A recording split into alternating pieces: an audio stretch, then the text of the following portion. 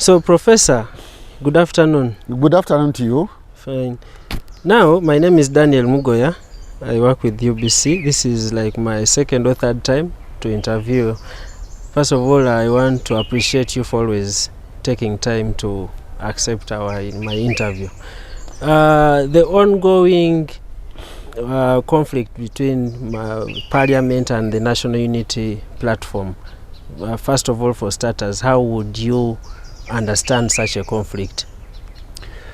The conflict around NUP vis-a-vis Parliament in respect of this recent exhibition is just a reflection of the challenges and tensions that are in every political party and the political class and political environment pertaining in Uganda today, which can be summarized as politics of lack of principles, norms, values, and political codes of behavior.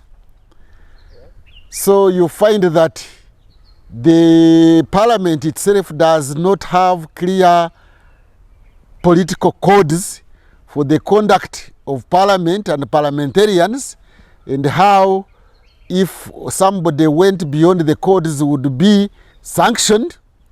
But also, NUP as a political party and other political parties, it seems have no clear principles, norms, and political codes that could be used to sanction anybody who goes beyond those codes. Otherwise, what is happening now, it seems as if there is generality that MPUUGA, for example, did not or does not or behaved beyond the political practice of NUP, but it cannot easily be caught in respect of a specific code pursuant to which he would be brought to order. So, Professor, are you trying to debunk, first when we look at Parliament, are you trying to debunk the rules of procedure away from NUP now, starting with Parliament? The rules of procedure are basically dealing with processes of parliamentary debates or parliamentary conduct. The rules of procedure do not seem to be touching on principles of parliament and parliamentary practice, which would demand that, for example, there should not be financial impropriety or fraud or wastage, because wastage may not be strictly about rules and laws. Wastage, financial wastage or monetary wastage or money wastage has something to do with principles and norms of parliament, not necessarily procedures, which would now bring to order the errant parliamentarians. It doesn't matter whether you are the speaker or ordinary MP or even the workers there. There should be a principle of financial management in such a way that there is no wastage. If there was a principle of frugality, financial frugality, nobody would escape to say, no, we went by the laws, but the laws exist under principles and norms and codes. When that means the law is silent. The law might not be silent, but it might not be clear.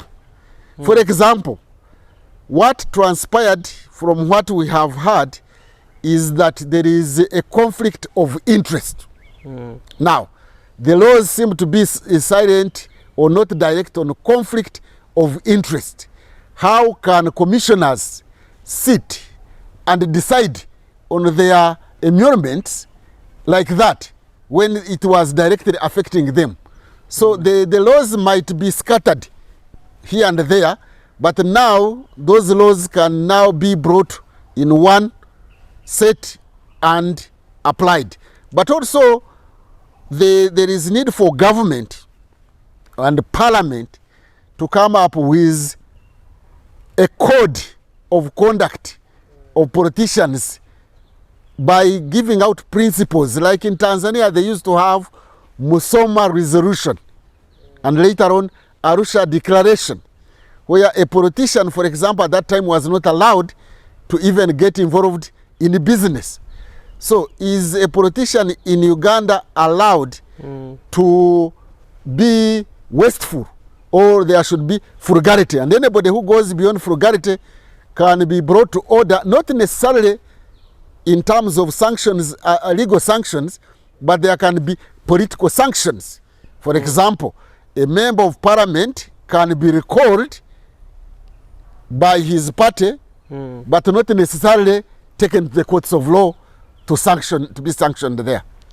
So what would be the scope in case of a situation where there are no laws backing up such? What would be the scope? Because there are those who are saying that 500 million was a bit too much money. But what would be the amount of money which is visible? Exactly is what I was saying, is that principles do not have limited scope. You come up with a principle that members of parliament should be frugal because Uganda is a poor country. That members of parliament should not get involved in conflict of interest. That is general enough. And that when you get into a decision-making process where there is conflict of interest, then you can be sanctioned. Sanctioned not necessarily as a legal case, but as a political sanction. The point I'm trying to make here is that the problem in Uganda, the problem of corruption in Uganda is primarily political corruption. Financial and monetary corruption is secondary.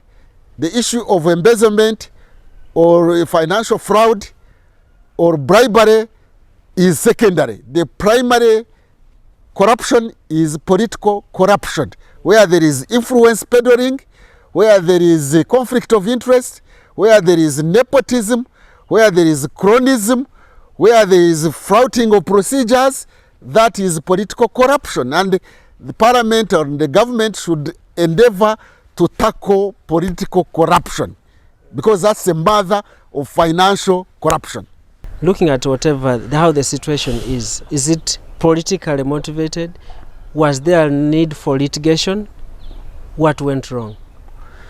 To me, litigation is neither here nor there, is secondary. We need political sanctioning so that we tackle institutionalized corruption, structural corruption.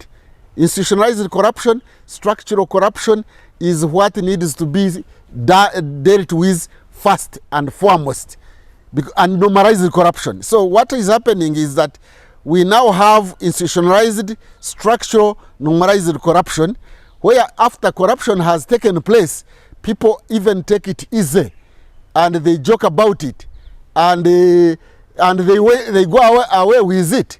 So there is need for a rethink of strategies of fighting corruption, so that we deal with institutionalized, structuralized, and normalized corruption, which is in the domain of political corruption, not necessarily financial corruption, because legality will address financial impropriety in the sense of directly embezzling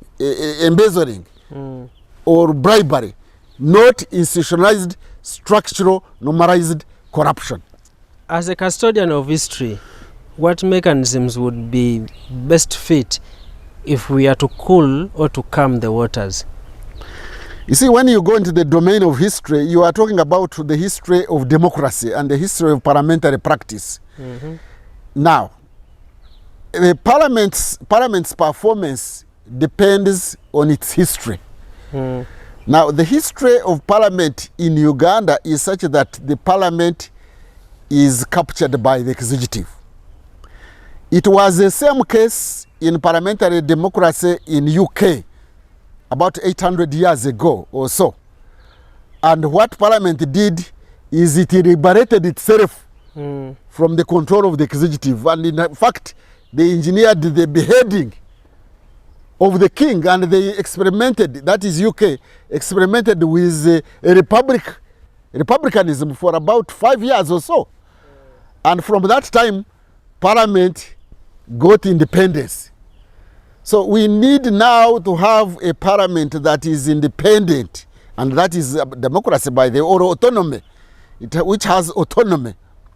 And again, that parliament must be guided by principles written down and norms which are not written down and codes of behavior which are written down, so that a combination of the three, the principles, the norms, and the code of conduct are followed, and whoever deviates from them is brought to order.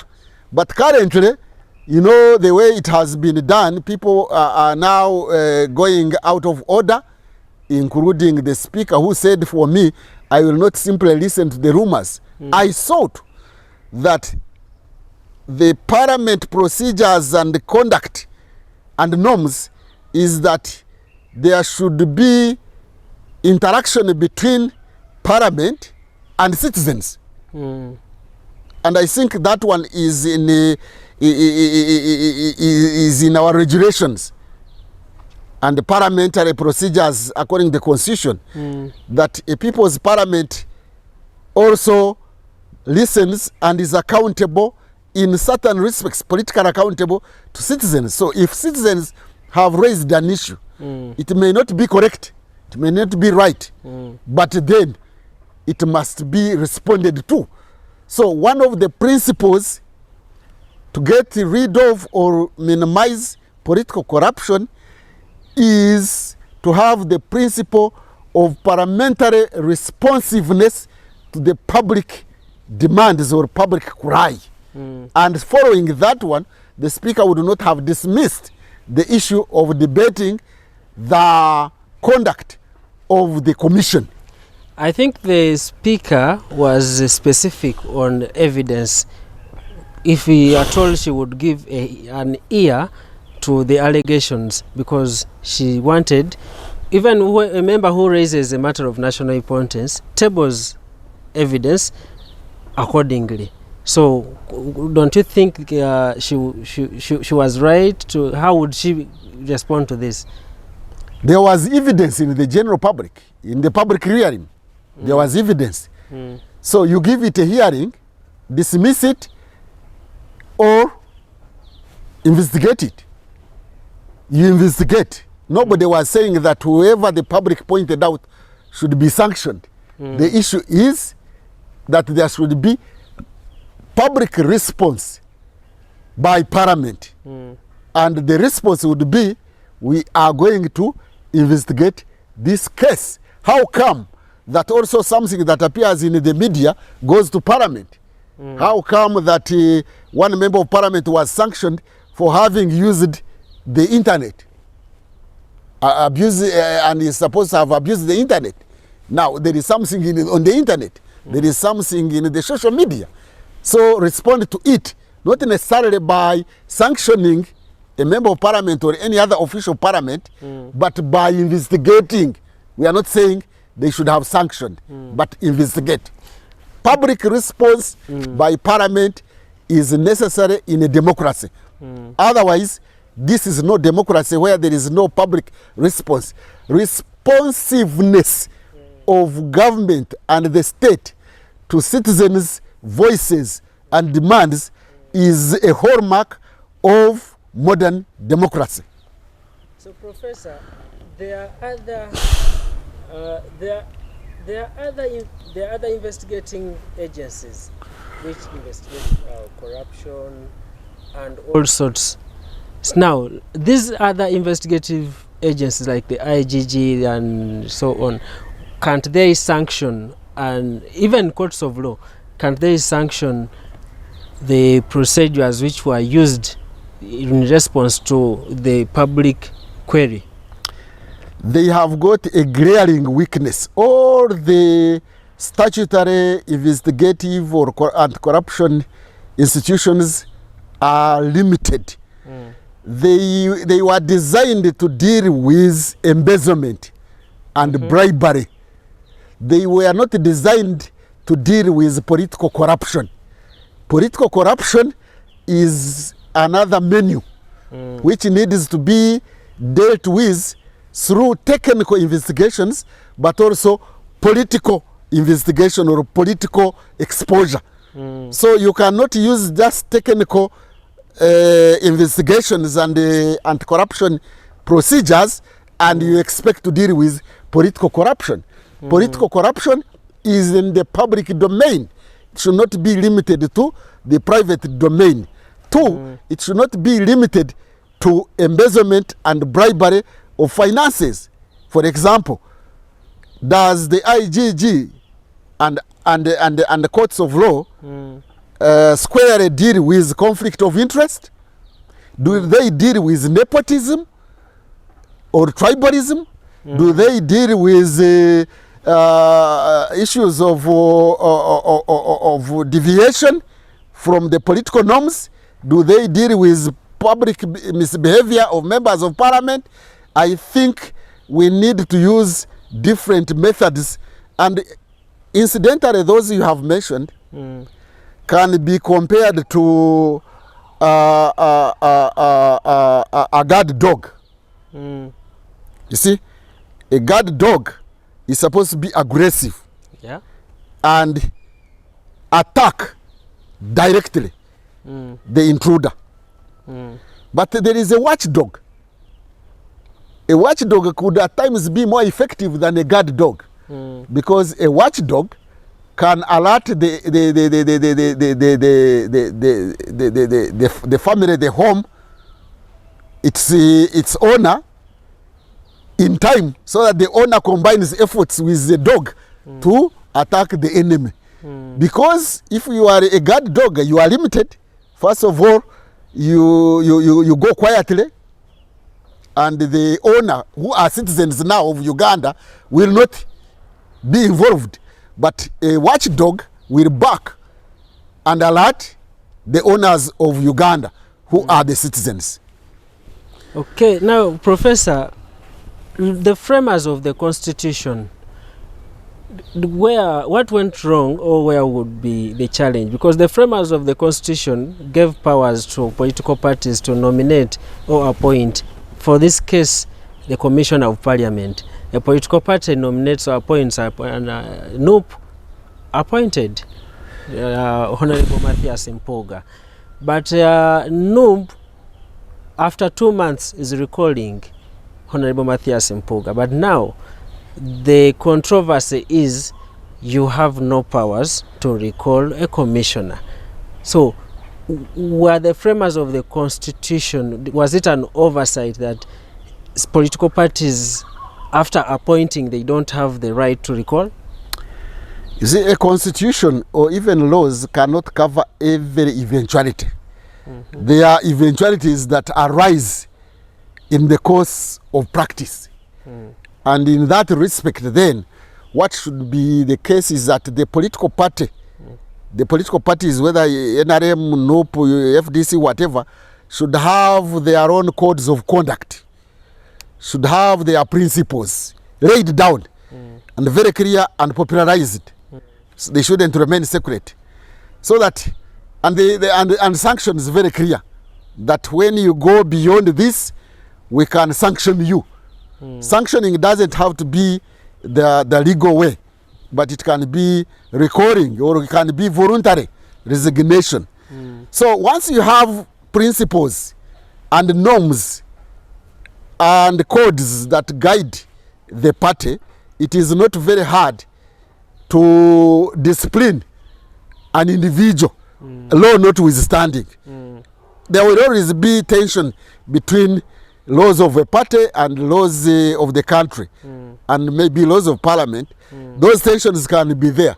So the solution is having political parties having their principles and code of conduct, as well as parliament, that you can resort to when you are resolving certain political misbehavior. But if you don't have clear principles and codes of behavior pursuant to which you can bring the person to order, then you'll have a problem. You'll have limitations. And that is what I think NUP is facing, that they have limitations. What NUP should have done would have been to have woken up by this incident, gone back to their party, came up with principles and codes of behavior that guide the party, so that from now onwards, whoever goes beyond their principles is brought to book. The parliamentary procedures notwithstanding. Otherwise, you can even be dismissed from the party. So, how can you claim that you are still representing the party when you have been dismissed from the party? The principles and codes of behavior and sanctions therein of the party would put provisions for dismissing somebody from the party. And you can be dismissed from the party. Then you go to parliament as an independent, and we see how far you will go. Okay. Yes. So, how best would we resolve such a conflict, depending on the history of political parties in Uganda? As far as I'm concerned, there is a conflict. There is a general conflict within all the political parties. The ominous thing about it is that there is no party spared. Whether the ruling party or opposition parties, they all have tensions and conflict, which is a reflection of the conflicts in our society. So there is not a harmonious society in Uganda, and it is now reflected in political parties. So how can we as Ugandans, especially the political class, minimize conflicts? Conflicts is a fact of life. Except when it is not resolved amicably, then you can have the breakup of law and order, or you can have a breakup of institutions. But otherwise, conflicts sometimes are positive in the sense that they bring out those things which otherwise have been swept under the carpet. So when you get a conflict, the things come out below the carpet, on the surface of the carpet, and then they are swept away. But to sweep them away, you must have a broom. You must have instruments of sweeping away the dirt from the carpet that has come from under the carpet. Using that analogy, then I would want to say that the tools of conflict resolution and management and governance should be first institutional. We should prioritize building institutions rather than building individuals, so that there are institutions of conflict resolution and management, both within the political parties, domestically, and within the institutions like the institution of parliament or even the national institutions. That is one. Two, we must have principles, the principles which guide the political interaction and relationships. Even law, you will recall that lawyers, when they are judging cases, they refer to doctrines. Those are the norms. They refer to the doctrines of law. So are there doctrines or principles or norms or political parties to resolve these conflicts? My answer is that it seems that has not been addressed. The norms of political interaction are not yet developed. People seem to be in individual merit, and they are not adhering to the principles and norms and codes of the organization from which they come from. That one must be emphasized, must be brought to the surface. And then, of course, there must be political normative change. The normative framework. We have a constitutional framework, we have the legal framework, we have some institutional framework, but we lack the normative framework. The political class in Uganda seems to be informed by survival or employment or positions. This has to be changed. And political leadership in this country, both in political parties and elsewhere, should make sure that we develop norms of behavior or codes of behavior commensurate with principal values of this country. Unfortunately, we have never come up to have clear values for the nation. That is lacking. We need to come up with national values and national principles set by the state, and they are written somewhere and people swear by them, and they are always publicized so that people are aware of them. We lack them. Incidentally, let me mention this one. Even security forces in Uganda, whether the police, intelligence, or the army, I have never heard security forces saying our duty and responsibility is to protect values of this country. They are always protecting the state or the people in the state. They are not protecting those software issues, like my duty is to protect democracy. My duty is to protect human rights. My duty is to protect upright values. They don't do that. It's because we have never come up with clear national values which state officials, members of parliament should stand and promote and protect. So where are the national values? In the case of this embezzlement, which is of this crisis that is in parliament, I mean, conflict of interest, if it was a norm, a principal norm of government, there would not even be debate. Heads should have rolled. You don't have to wait for the legalities. You can punish people by that. But we are a developing country, so there is a challenge, really. If we are to adapt such a mechanism, how long would it take us? It will take time, because the problem of Uganda, far from being the leaders, it is the followers. The followership has a problem. You can imagine people in Masaka have reason to protect MPUUGA without even reasoning. The people in Bukedia have reason to protect the speaker without reasoning. The people in Bududa came to protect here, and even protest in Kampala, including bishops, to protect the other minister who took the Mabati. So we still have challenges of national identity. We still are steeped in ethnic, tribal identities. We haven't had a national outlook. That's a challenge. But also the political class is more interested in positions in the government for financial benefits, not correcting the wrongs that have gone in this country. So there is a challenge, but nevertheless, amidst that challenge, we are a state in the making.